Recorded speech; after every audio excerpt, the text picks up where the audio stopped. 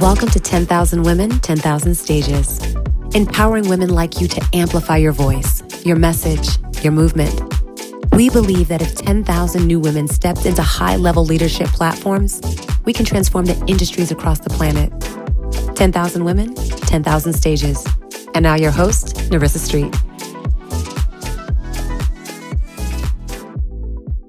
Hi, welcome to 10,000 Women, 10,000 Stages. We are really excited to have you here where you're going to find out tips, tools, resources, and amazing people who are supporting you in amplifying your voice. We have with us today an amazing person who's contributing to women having a platform for their story, for their mission, for their message, for their movement. We have the incomparable Miss Elsie Escobar. How are you? Hi. I'm so happy to be here. Yay. Thank you for having me on. Absolutely. So, Elsie, you have an amazing background, and we'll get into that. But for folks who are being introduced to you for the first time, tell us a little bit about yourself. Oh my gosh. How can I think that the way that I like to lead sometimes is just that I'm an obsessed professional podcast listener. Like that's one of the things that I don't even know if it's pride myself on, but it is something that I do all day, every day almost.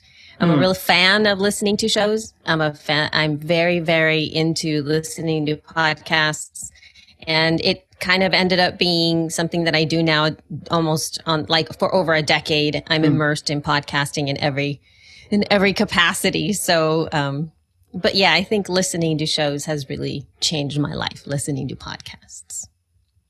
Okay. It's a really weird way to enter it all into there. But, I think a lot of the time people tend to, discount the power of listening to another human voice and what it can actually do to shift you, to change you, to inform you, to give you solace, to inspire you. Like there's so many different layers to what that is. And there's something to be said about really truly listening to voices. And I think that fundamentally changed my life into where I am now in this space. And as a woman also. Yeah. So you've touched on something really amazing. It's great that we can go deep early. Listening, right? The practice of listening. And it sounds to me like you would call yourself an active listener. Is that right? Yes. Yep. Absolutely. Wonderful. Now, for those of you who are listening and watching, she completely glossed over her awesome resume and distilled it, which I love, distilled it to actually the thread that I think runs through a lot of her practice. She has an amazing professional background. And if you don't mind, I'm going to lean into it a little bit. She has been in the podcasting field from 2007, I think? 2006. 2006. My anniversary is coming up next month. I'm so excited. Great. So, and also before that, you had an amazing, and I feel like if you're an active listener, this informed, your practice was yoga for a while. Yeah. So talk to us about how being a yoga practitioner is currently informing the work that you do. I think people don't realize that one career has applicable tools to the next one. So talk to us about how that works. Yeah, it's, interestingly enough, before the yoga thing, I was acting. And so when it comes to acting as well, listening is very important. It's a very important thing to do, particularly on stage. There's a lot of nuance to being able to listen to conversations, not only for understanding of dialogue within a play or within something that you're doing, but also for cues. You have to know your cue, right? When you have to enter on stage and you have to listen to those words or that context, so you have to actively be listening as to when you have to step into a conversation. In that respect, I did that for a while, which was not particularly fulfilling for me. And then I started doing yoga, and I really started to do yoga primarily because it shifted my body. It shifted the way that I engaged with the world, because the reason I brought the acting part up is because it was the only time when I was pursuing it as a profession, when I was in Hollywood, that I had ever felt depressed. And I had ever felt that I was in a state of almost constant anxiety when I was pursuing that as a career, right? And my life just felt very not myself. Like, I've never really been somebody who lacked confidence or courage when it came to doing things that I loved. Right. But doing this really put me in a position of what I felt powerlessness. It was also the very first time that I was put in a position of being how would I say it? I don't know, like being my culture, being where I come from. Okay. And so it was really what people led with all the time. And I never led with that. I always led with just being me, which was a privilege most of my life. It was really I was just myself, right? But when you start to step into this and the entertainment industry and media, you're put in a box. And so therefore that was my label, and it's what I had to kind of live into. You are a Latina woman. You are like Jennifer Lopez. Wow. And that was about it. Like, there was no other there was like no other transition, right? So having to live into that, when I had previously been given every part, right? When you're in grad school, everybody gives you all the different parts, all the different whatever, because it's playtime, and you can have a male part and you can change it to a female part. Right. There is no the way you look attached to, unless it's really called for, that it's supposed to be like a blonde, blue-eyed lead woman for whatever reason in the story. Right. But I could just do whatever. And it was very open. I never felt, stopped in my acting ability by the way that I looked. But when you come into Hollywood, it absolutely does. And so there's zero desire for anything else. And I think the pressure of that really started to make me feel unstable in my being, that I only had this one way that I could be. And this is the way that I was perceived. And so in that process, I had to find another connection. And that's when yoga came into the scene.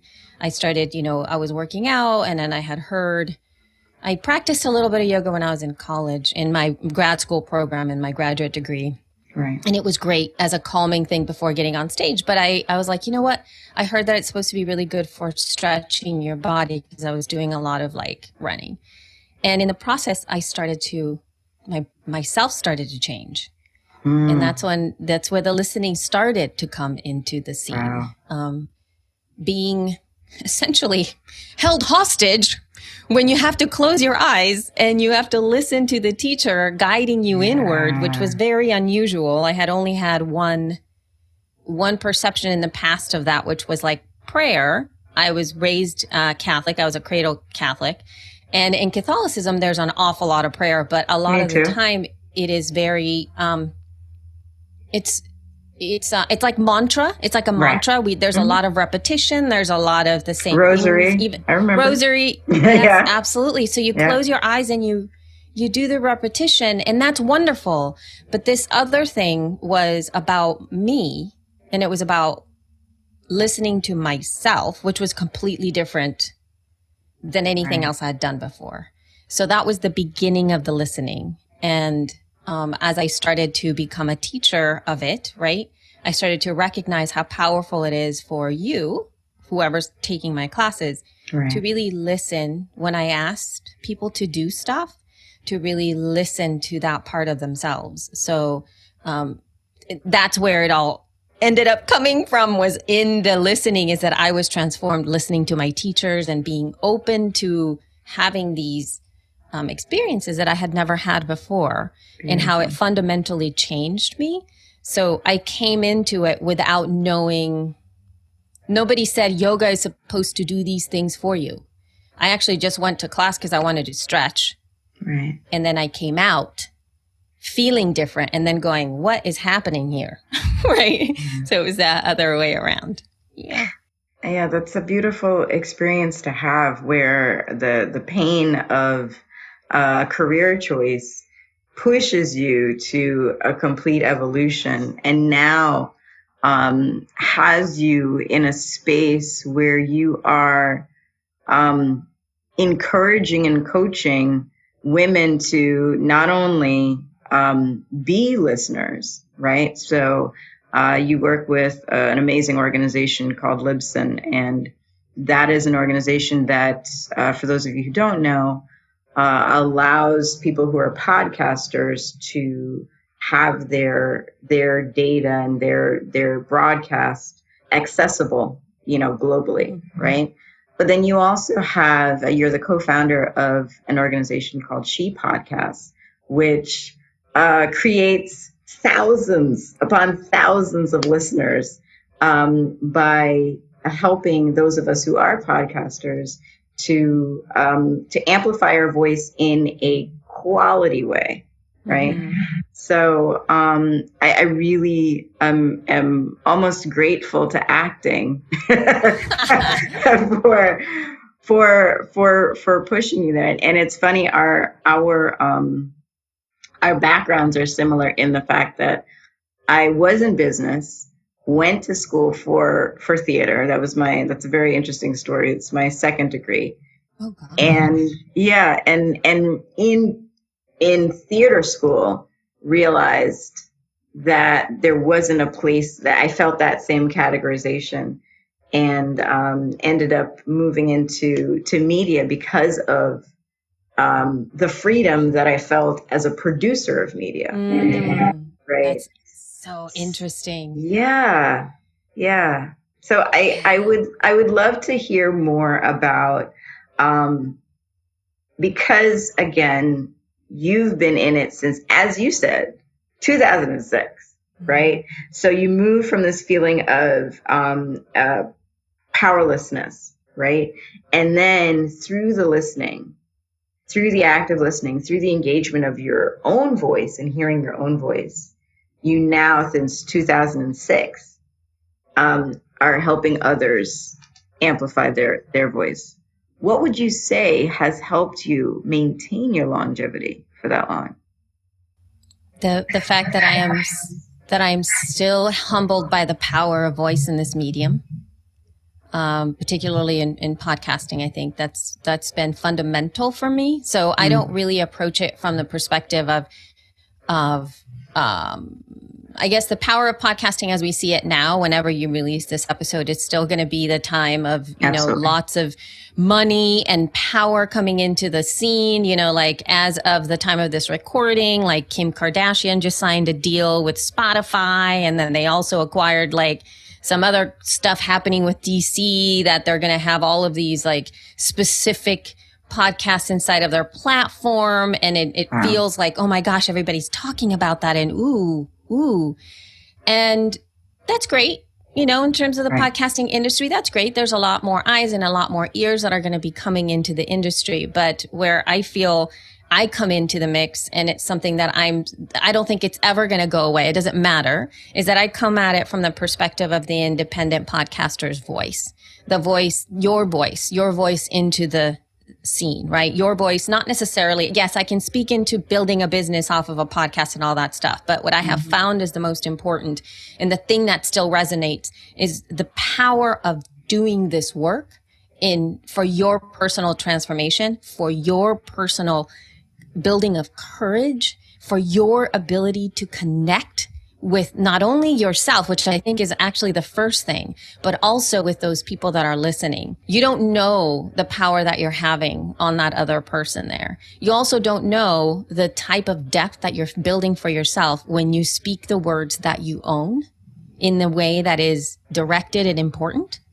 And I feel now with the industrialization of a lot of the podcasting industry, some of that is lost because there is what I see happening so much lately is, people losing their IP, or people are not getting back their show. They created it for, X company, and now they can't get it and they're fighting for their back catalog, or you have to pitch a show and you have to be accepted in the network and all of this stuff. And it's like, there's an element of like what I feel a constriction around that, where you can't really own what you're saying.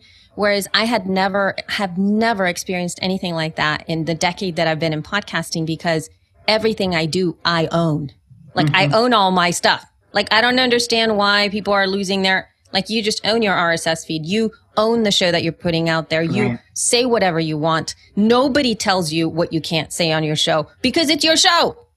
When you entered this conversation, you laid it out for me. You said, this is what this is about. This is what I is, or if you want me to take this out, like you laid the foundation for me. Great. You took that onus. Awesome. So it's so empowering to be able to do that, to be able to really move into that scene. Whereas if you go into the bigger places, you give stuff up. Right. And I don't want to be in that position. I came from that position. I came from the position of being pigeon-held, I guess, to being one type of a woman and one type of an ethnic/racial being. Right. Without giving me any freedom of anything else. And for me, getting behind the microphone was so liberating. And I would not give that up. I could not do it. I don't know if I answered your question. I went off on some You did. So, okay, I did. Okay, I'm like, right. So you did. So the thing then, I think would be to get some tips for those of us who do have the, you are seeing the, if the Kim Kardashian or whatever else is going on, there is that thought of, okay, well, if I want to amplify my voice, I do need to pay my dues or give up some control or things like that. So what are some tips? Because again, you've had vocal control, and what I love how you said it, you speak the words that you own, which is the direct opposite of being an actor, which is you speak someone else's words, right? Right, exactly, absolutely, yeah. So what I would love to hear is some tips. You've been in it, you've owned it, right, for over a decade. So what are give us maybe some checklists, like what do I need to do to make sure that I'm owning my work? You talked about IP. So break down IP for those people who are still kind of foggy. What do you mean by IP? Yeah, that's your intellectual property. So whatever your thing is, whatever your dream is, whatever your concept is for your show, like nowadays, but when I started, this was not a thing. Like you just did your thing. But because it's becoming so big, so much bigger, the industry itself and the ideas that are moving around it, now your idea and the possibility of who you are within the idea, or maybe without you, maybe just the idea itself is worth something in this space. And therefore, you being able to own that is very important. With a lot of the networks out there, you might pitch said idea to a network and they say, you know what, let's go ahead and do that. Let's do your show. You pitched it. It's amazing. Let's do it. Most of the time, whoever is, giving you the money ends up owning all of the things. The artwork, the branding, the actual files themselves, the music, the accounts, the social media accounts, like all the things that we naturally do that we've already been doing. Imagine you yourself, without your show, just you, right? You human, that you're doing this work online and you're, promoting yourself and all that stuff. And then all of a sudden it's no longer yours, which is like, what? That's crazy. Right. So, and the RSS feed, which is the fundamental building block of your podcast, a lot of networks, or somebody who is, if you're pitching certain things, they might also say you need to host in this place, like in a company, like I work for Libsyn. Libsyn hosts podcasts, but it's just like you would, sign up for like an email, like MailChimp, or if you signed up for like a scheduling thing like Calendly or Acuity, you just sign up and then you do whatever you want with that service. That's what Libsyn is. It stands for Liberated Syndication. So our whole thing is that you get an opportunity to sign up, get your thing, and you do whatever you need. You do you do you, right? You do you. But when you start to pitch a lot of these things and you go into a network, sometimes they want you to host it in a specific company. Because that way they can see the back end, because it's essentially they need to be able to look at your stats, and they need to be able to see what's happening with your stats and where it is. And that RSS feed usually is generated, for the most part, by the hosting platform, whatever that might be. And so if you are doing your show, they own that RSS feed, they own that stuff. And so you can't really take it with you. It's kind of like held hostage to some Interesting. Yeah. Interesting. So it's really complicated. And I didn't know that before. And there's been a couple of times, some of my friends as well, they've been offered big deals, as in like they started by themselves, they built a big base, and then another, network / company comes around and they go, we want you because you have a big audience. Right. Can you please move to our platform? And sometimes, so they will suck your show out of one and then stick you in another one. But the whole point in being able to navigate all that stuff is to be able to say, do I still own my content? Because there are ways to redirect the feed, right? The feed of where your show lives. You can do that. And it's actually open to everybody. That's why people can change from that's why people can change from platform to platform. So if you want to, host your stuff on Anchor and you decide, I don't want to be an Anchor anymore. I think that I want to try Libsyn because they're offering this, or I want to try Simplecast because they're offering that. Most reputable podcast hosts allow you to add a 301 redirect to the feed. And it's a very normal thing. People change providers all the time. So that's super cool. But if you are, so if you're doing this on your own, it's totally easy. You can do this at any time. Nobody has a problem with this. Right. But if you are part of a larger network, or if you're doing, something specific and you have signed a contract with a specific company that is helping you produce the show in some way, helping you the publicity, whatever contract it was, sometimes they also own your IP, which includes the RSS feed, which means you can't take it with you. So all of the shows that you have done, you can't take with you if you go somewhere else or if you break up with the network. So it's a little, yeah, right? Wow. And that's because I hope everybody was hearing that. So it is something that, because I've been working with a lot of artists in film, in media, they do a lot of writing, right? And so the big thing about being a writer and being a creator is the whole, when I have pitched my idea, who then owns it? And in film, there is this whole kind of letting go of, you pitch your idea, you got it, you write your screenplay, you hand it over, the screenplay you hand over, and the film that's actually produced, usually completely different. Oh, for sure.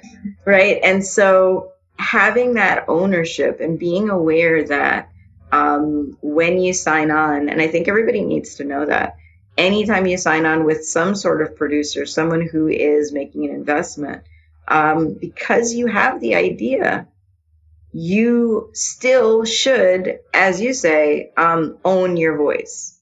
You still should have some negotiation. So it sounds like having a good IP attorney is a great investment if you see your podcast having being in existence for the long term, especially someone who's trying to use their podcast to leverage their expertise. Oh my gosh. And there are different layers to this, meaning that you might, if you're like, let's say when you're talking about film and pitching an idea and all that stuff, I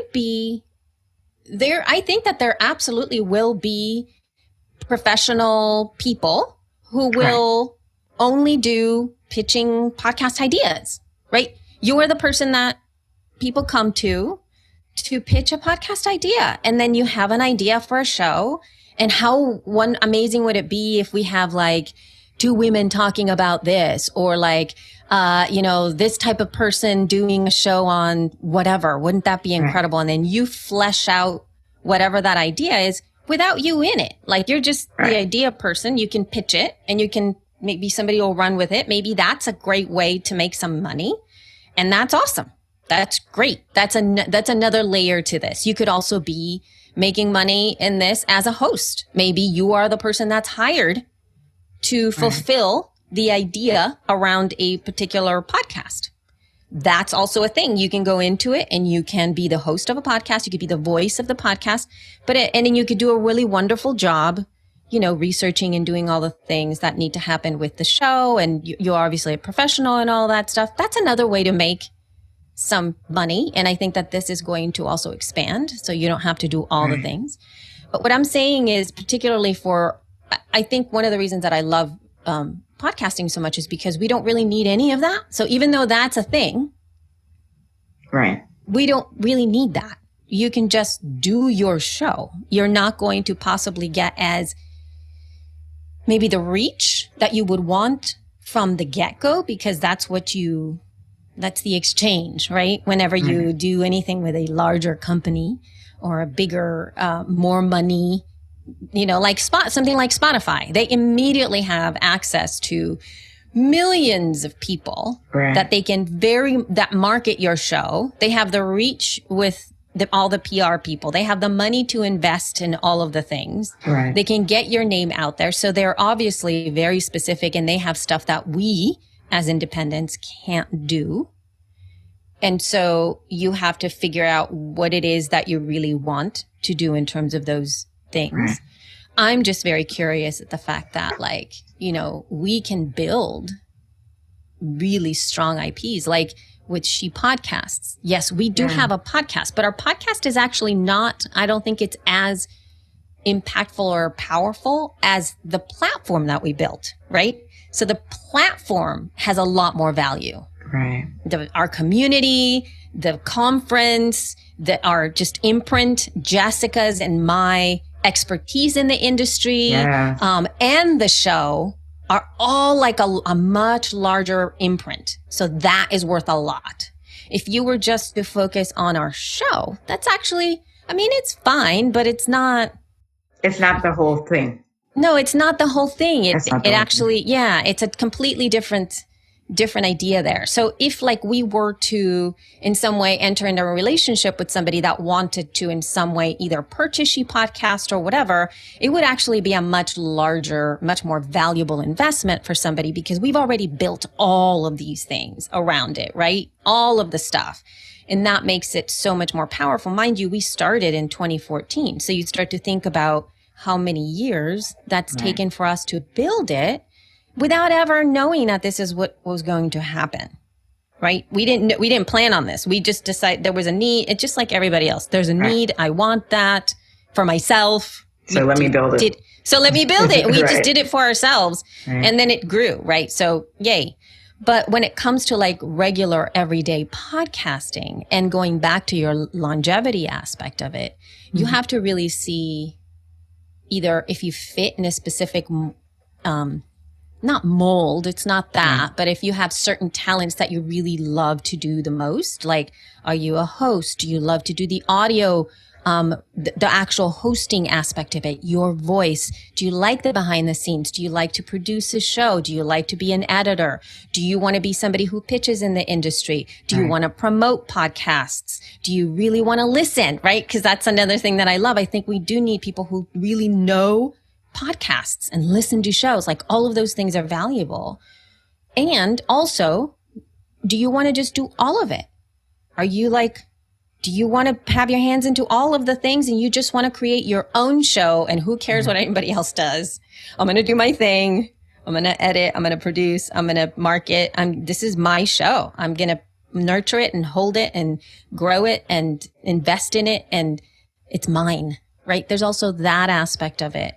And the bottom line of whatever you decide on, you really do need to love the medium that you're in and be very curious about what it does and how it changes, whatever parts that you have in there. And I think that that's one of the things that I have found for myself. I haven't gotten to a point where I'm over it. You know what I mean? Where I can still talk about podcasting. Key. Yeah. I can talk about any aspect of podcast. I can talk about any aspect, but I'm very specific about wanting to talk about one aspect because that's what fuels me. But in terms of that though, I'm still not, I would still be doing it whether I was doing it as a career or getting paid for it or not. I would still be doing it because I love it so much. And I have seen so many experts come and go, and essentially they lose because they're coming in for it for the money, right? And which is fine, which is absolutely fine. Again, if you are looking at an industry and you go that's a really great industry to get into. But you won't have any longevity if you don't have the love and the passion. Right. And I think what I'm hearing from you is so many things, but the key things I heard were, number one, a sense of deep desire to have a voice, right? And then deciding on that what you really want out of it. So if it's, I need to own my content, I need to own my IP, this is the way that I'm going to approach it. Or, there is the other side where, they're like, I have an idea, someone else needs to run it. I'm okay with someone advertising it.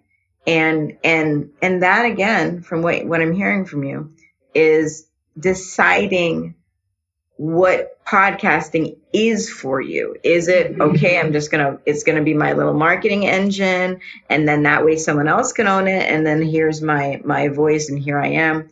Or is it mine? Is it something that I love? Is it something that I'm curious about? Am I really dedicated to getting this idea out and using my talents, the strengths that I have to create something that lasts? So I love that your perspective is one of curiosity, one of love, one of engagement in it. And for those of you who are not familiar with She Podcast, hopefully you will be after this. What I do feel from you, and definitely from Jennifer as well, Jessica, from Jessica as well, is a sense of the fact that She Podcast isn't just a podcast, it's a community. Mm-hmm. And it's providing this value that's bigger than just this one thing, So, I think that that's something that those of us who are creating content, those of us who are taking leadership in a particular field, we have to approach with love and we have to approach with curiosity, or else we won't have any longevity. Yep. Yeah.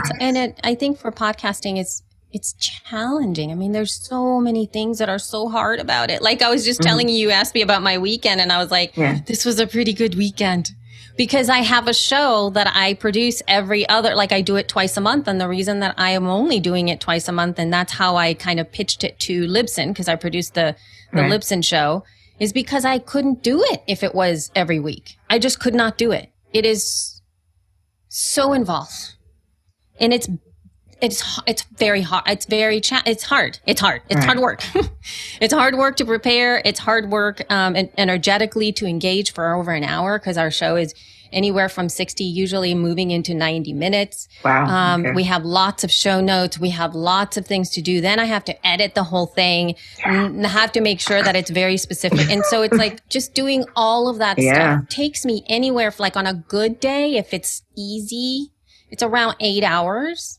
But usually it's anywhere from 10 to 15, depending on what happened in the show, because sometimes we mess up a lot. We have to do retakes. There's been a couple of times when we record on Friday and I release on Tuesday of the following week. And so there's times when I get an email on Monday morning and I get said company didn't release their update. You need to take out that section because of an NDA, or you have to re-record this thing, or you have, and there's just so much stuff that's involved in being able to put that show out. And it's energetically, it's a lot. And you really have to love it. And yes, I could outsource some of those things. Mind you, it's my job. So this is actually, I'm getting paid for it. Right. I could outsource some of the, I'm thinking about outsourcing a little bit more of the audio production of it.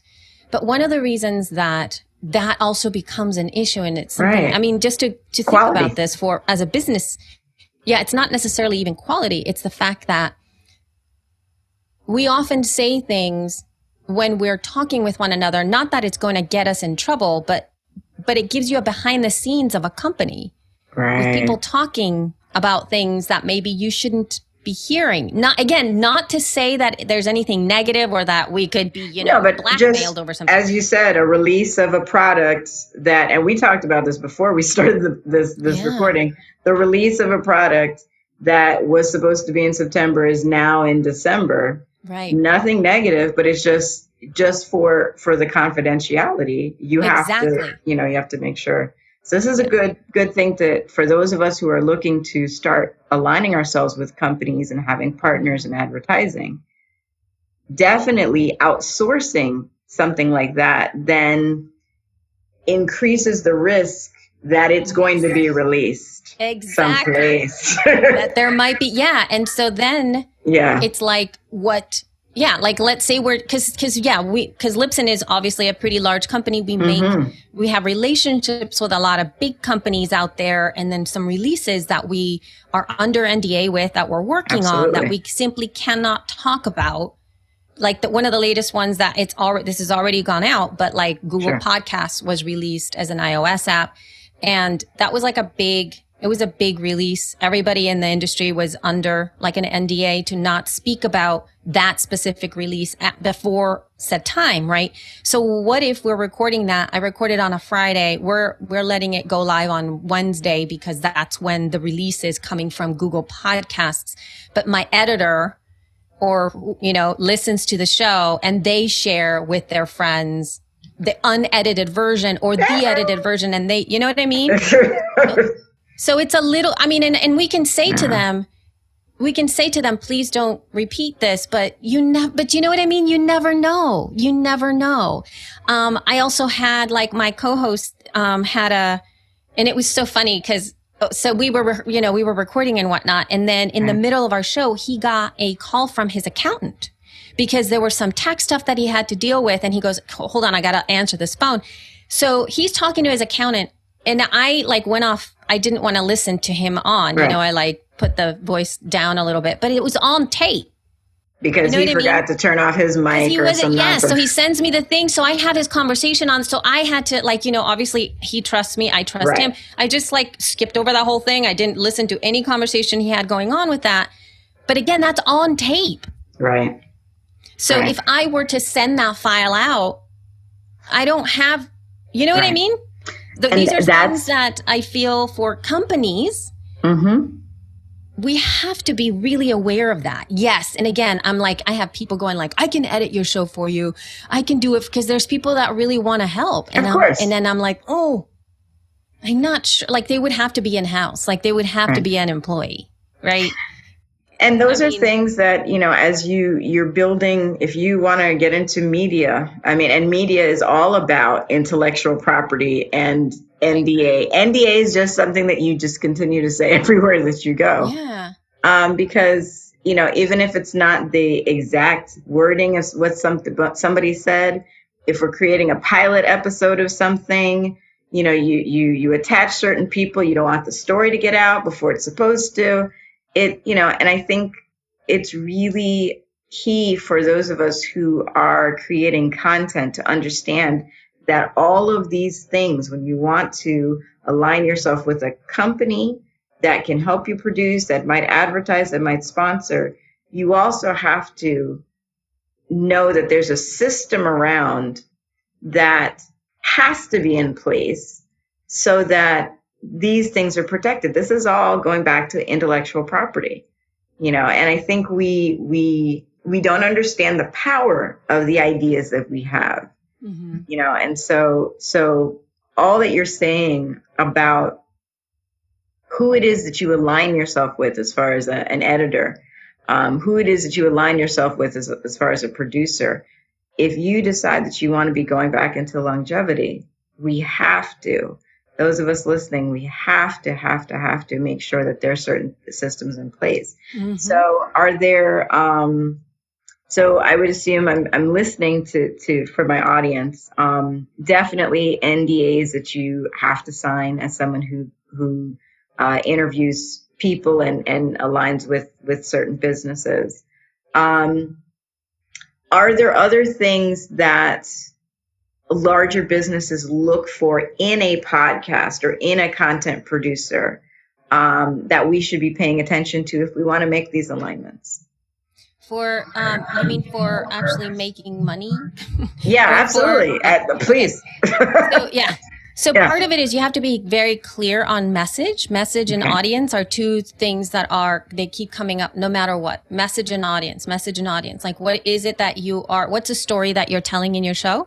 Whatever that might be, you have a story to tell regardless. And I talk about the way that I frame it with the people that I work with is, what's your conversation? I frame it in that perspective, because I feel at times, story and conversation are very intertwined with one another. Message and conversation, very, very intertwined for sure. And so you have to be very specific about that. Like, what is it that you believe in? What is it that you're trying to say? Why does this show exist? All of that. And it needs to be threaded into your show, because where I see the disparity when I work with people sometimes is that sometimes I listen to a person's show and they believe, like, they're very clear online, or they have a really specific description of their show. And then when I hear their show, it's not there. And usually it's not necessarily that it's not there in a bad way, meaning that, let's say, they have a description of their show, and then I listen to the show and I get something different. Usually with the women that I work with primarily are all leaders, and they're very, very powerful women. So when I listen to their show, I often hear a very strong through line, a very strong conversation, and a very deep, like, feeling around their work as I listen, but it's not present in their description. It's like conversations with women about really powerful things and how they succeeded, right? Like something like that. Right. And then when I listen to the show, I'm like, oh my God, but you're talking about I just get so much more about it. And that isn't clear. So if you were telling somebody else about your show, it would be like, oh, it's just another one of those interview shows. Right? So when you have to be clear about your message, is you have to drive it from that deep, whatever that conversation is, that question that you ask your people, that the depth of what drives you to do stuff, that has to be very, very present. And the other aspect is your audience. You have to know who you're speaking to. And you also have to give yourself grace. If at a specific point in time you say, well, this is for everybody. This is for everybody. Right. That's fine. That's fine. You can stick to that and continue to move from that place and just do that. But know that if you want to sell it, if you want to, pitch it, if you want to do anything extra with your show, it's not a good answer. That's not enough. Excellent. You have to be very specific about exactly who your audience is and why it matters to them to listen, because the other person, it's a transaction. You have to look at it from what it is. And if you say to a company, it's for everybody, versus it's going to drive more conversations around this specific part of the population because they're needing X, Y, and Z, and my show comes in and provides that value, then they can go, oh my God, that's right. And so they can move from a place of specificity. And that doesn't mean that not everybody can listen to your show, but they can understand where you fit in the larger thing happening. Like Jess and I had an opportunity to kind of build on She Podcast and create like a possible radio type show. And so we worked really hard on getting a concept and kind of moving She Podcast to, like, this was like, wouldn't be extra. This would have been an extra show. Like, we weren't going to stop doing what we're doing, but we're going to add sort of like a more inclusive show. And now I'm saying inclusive in the sense that She Podcast is aimed at women who podcast, which is a very small percentage of women in the world. So we wanted to make it bigger and more expansive to not all women, but like women. They don't have to podcast, right? But in the conversations that we had with, you know, some of the radio people and the pitching things and stuff, like the question that kept coming back to me was like, who's your audience? Who are you talking to? And I was like, I don't know. Yeah, no, yeah. I had no idea.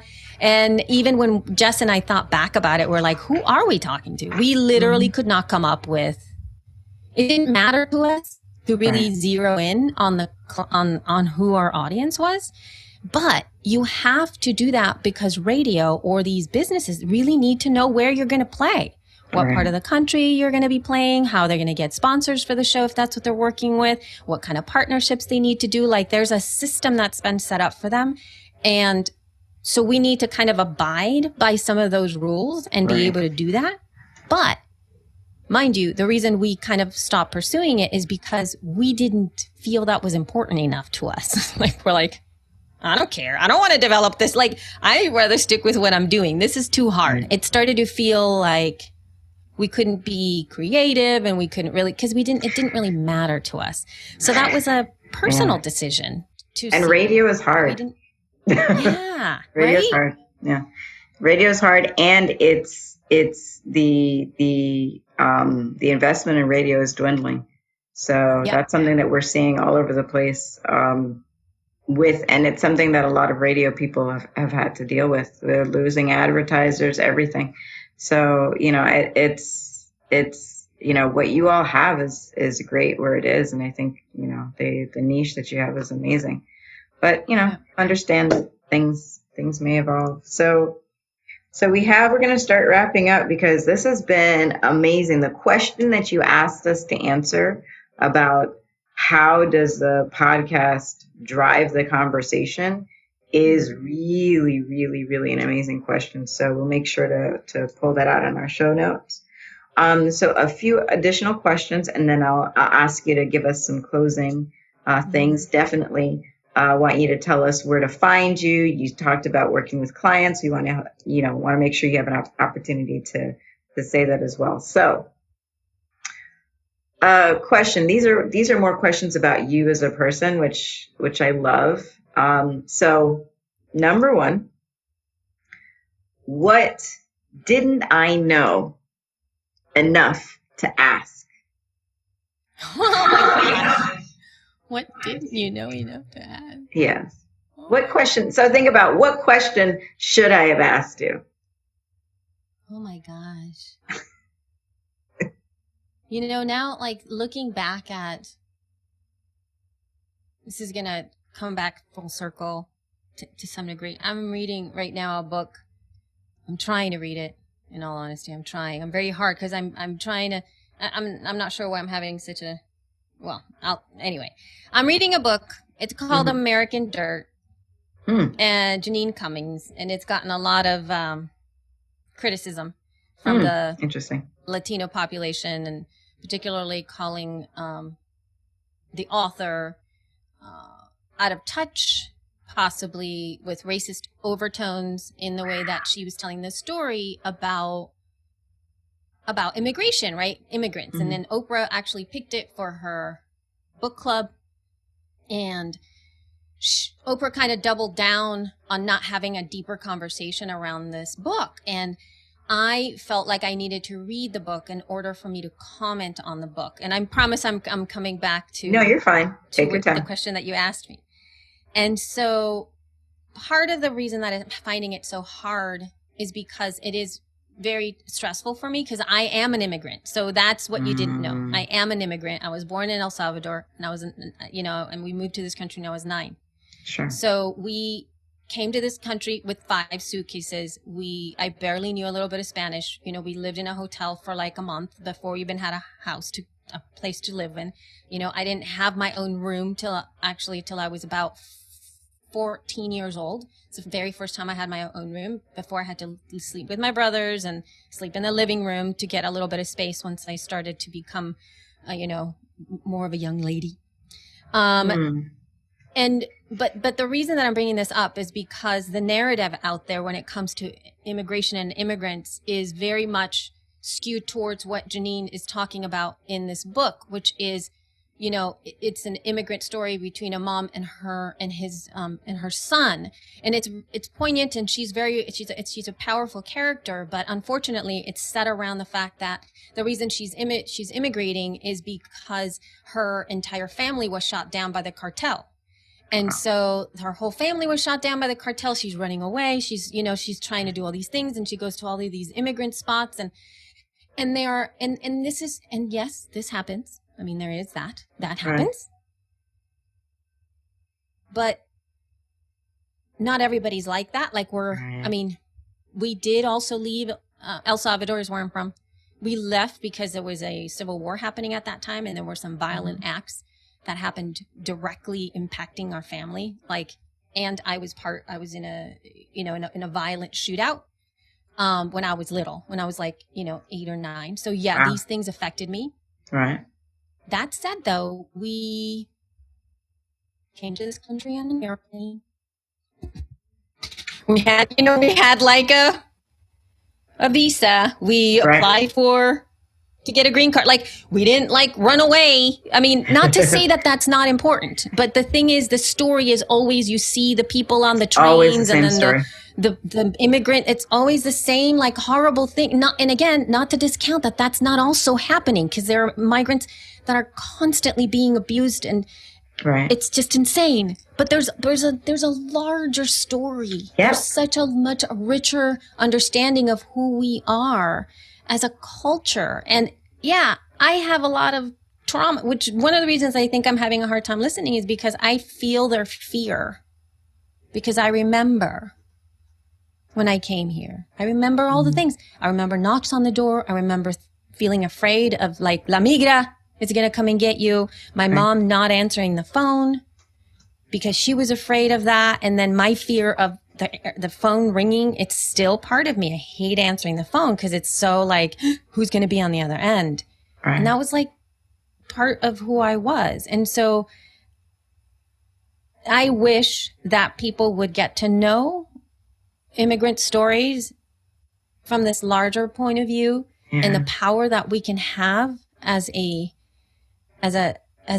people to add to wherever it is that we go, and to be able to really advocate for where we come from, and to acknowledge all of the differences that we have. And also, at least for me, to acknowledge the privilege that we had being able to go on an airplane and come to this country and get political asylum at a very specific time. There was all of these tiny little bits of magic that happened with our family. Unusual. And I can't help but think that it has something to do with our class coming from, El Salvador, meaning that my dad.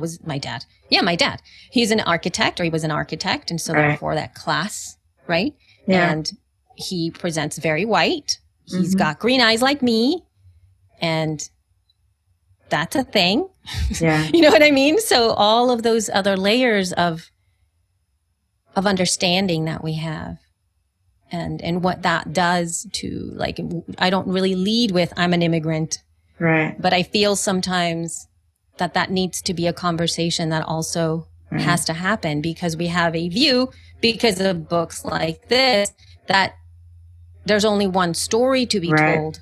And the only way that I'm worth the story is if I was running away from the cartel. Yeah. You know what I mean? I fully understand your story. My family is an immigrant family as well.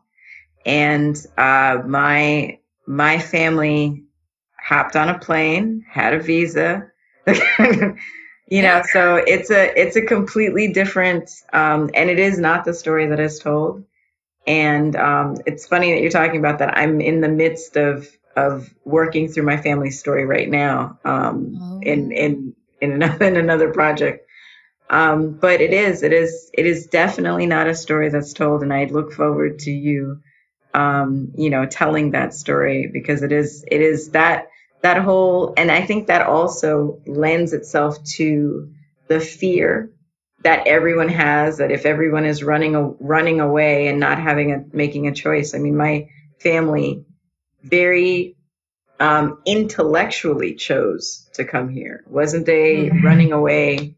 Right. In fact, they talk about going back. So, so it's a very, very interesting dichotomy. I want to look at that story as well. I can't wait to read that myself. And so the last question is, are you optimistic? I am. Yeah. I'm very optimistic. I tend to, yes, absolutely. I think the only time, like I shared before, was when I was doing the acting thing. That's when I knew that I had to make a shift there, because that's not in my nature. Right. My nature tends to be very, very sunny. I guess in quality, where I tend to have that lens. Like, I see the good a lot more. I see the magic. I see the wonderful things in the world mostly. And even though I'm highly sensitive and emotional, I still tend to err on the side of it's going to be okay. Right. Mind you, though, I'm incredibly dramatic as well. So thankfully my partner can, bring me back to earth, because it's like, I also go through the point of like, oh my God, how are we going to deal with this? Because, and so like I go to the, oh my God, all the anxieties that come with structure. And I think that, going back to the immigrant thing, seeing the fear that my parents had for government things, having to go to the offices, getting legal papers, having creditors call them on the phone, not being able to afford things, like always feeling like they were hiding something, that it kind of infused because I didn't have context. As a child, you just observe. Right. Like, I never talked to my parents about their finances. I never talked to them about what this actually means. I just felt their anxiety. And so in that, I have sucked it up. And so anytime I have to do anything legally, whatever that might,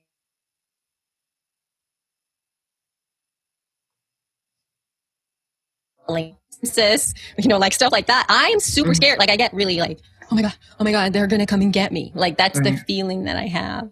And so he usually is like, he's got the other side of things, where he's got the, I don't know, what does he say? Like the exceptionalism that is so intrinsic in the United States people, where he's just like, whatever, it's going to be fine. And I'm like, okay, dude. That's great. That's great. It's good to have a balance. Yeah. Oh, that's awesome. Wow. So this has been an amazing, amazing time speaking with you. You had a lot of wisdom to share with us. We definitely got some great insights from someone who calls herself a listener. I think you're definitely much more than that. But I love that listening has been the thing that has been the backbone of your practice. So you are also, if I remember correctly, a coach of women in podcasting. So tell us, to wrap this up, tell us a little bit more about how to find you, what services you offer, etc. Yeah, so you can come to elsieescobar.com. I find out things that I do there. And I consider myself a mentor. And I love to particularly help work with women leaders in the space. So I love to be like the person who helps even more women in podcasting lead, because we need more, right? Yeah. And that's it, to amplify their businesses, to be able to get them out and speak up louder and brighter and continue doing it. I'm usually people usually work with me when they're in transition, meaning they have just finished doing one of their shows and they are trying something new, or they've been podcasting for a couple of years and they figure out that something's not right and there's a missing piece, and then they come to me for that. And I tend to provide a sense of clarity, like not myself, but I give you things to think about so that you can find that on your own and be able to discern what that is. So I do that both through one-on-one. Sometimes people just come to me for a specific reason, like I just need to know how to do this. And I'm like, okay. Or I have a mentorship experience that I called the E-League, which I run it twice a year. I still haven't run it this year, the first cohort that I had at the beginning of the year, because the world imploded. Right. And I was like, I don't even know what's up. So I kind of keep thinking it's going to happen soon, but I haven't found. It's deep work, and it requires a lot of me energetically, and I just didn't feel grounded in in leading the conversation. So I've kind of stepped back, and I'm going to see, like, I'm not sure what we all need. I don't know what I need. I don't know what you need. So I just step back, and we'll see what happens in the next opportunity. So yeah, those are the things. And then Jessica and I have what we call the She Podcast Super Squad, which we are going to relaunch very soon again. We have a few, right now it's our Patreon, our Patreon community, which is like just $5 a month. And you get coaching from us every week in the group. But what we're doing is we're opening it up outside of Patreon, and we're adding more layers to that conversation. So it's going to be, I'm not even sure what to name it, where it's not necessarily education. We will have some resources, but what we find from our community is that people really need more specific support around strategic things, like I don't know what to name my show, or I don't know, like let's have a conversation about artwork and visual branding. You guys talk it out, be able to do stuff like that. And then we'll have our Q&A in there in the group to be able to do that. And we have 2 years worth of Q&As that we're transcribing, and we hope to have like a whole like library where you can come in there and then go like, oh, she answered that question 5 different times already. Right. I have a group, and yeah, the questions that keep getting asked over and over again is like, it's here, but yeah, that's a great idea to have it transcribed and just so people can search it. So, okay. So last question, because this came up. You have your podcast. You've been running your podcast for a while. You're excited. Now you want to approach your first sponsor. What's the worst thing you could do in approaching your first sponsor? Don't do this. Right. You have to really know whether or not your audience is actually engaged with you, because people always tend to look at numbers, or they go like, am I ready? Am I ready? Well, you know what? You wouldn't actually know whether or not you're ready. You're going into a conversation. You're going into a relationship with people right now. Are you going to be able to deliver the results that you are putting out there? And usually that comes from a level of engagement. And how do I know that? When you start to look at how many emails you're getting, how many actual conversations you're having on social media, how many people are responding to what you're saying in your show specifically, how many people are actually doing things like, oh my gosh, where did you get those glasses? I need to get those glasses. Because when people start to, and then you give it to them, and then they come back and they go, I bought the glasses. Like that kind of stuff is so valuable. So if you can start to create or like grab screenshots of that, conversations that you've been having where you have influenced somebody's behavior, this is so important. And that doesn't matter if you have like 10 people or thousands, because there's people who have thousands of listeners who have zero connection to them. They're just there as a lean back. They just lean back and consume your content, but they don't do what you say. And then when you can start to figure out, oh my God, they're doing what I'm saying, that's when you're ready. Because other than that, these people are going to give you money and they're going to get zero investment. They're going to get zero return. Perfect. And then it's going to look bad for all of us investing in shows. Perfect. Perfect. Ladies, and those of you who love ladies, this has been an amazing experience. Thank you so much, Elsie. Oh, thank you for having me. Thank you for tuning in to 10,000 Women, 10,000 Stages. Share this episode with someone who needs it. Find us at 10,000women10,000stages.com.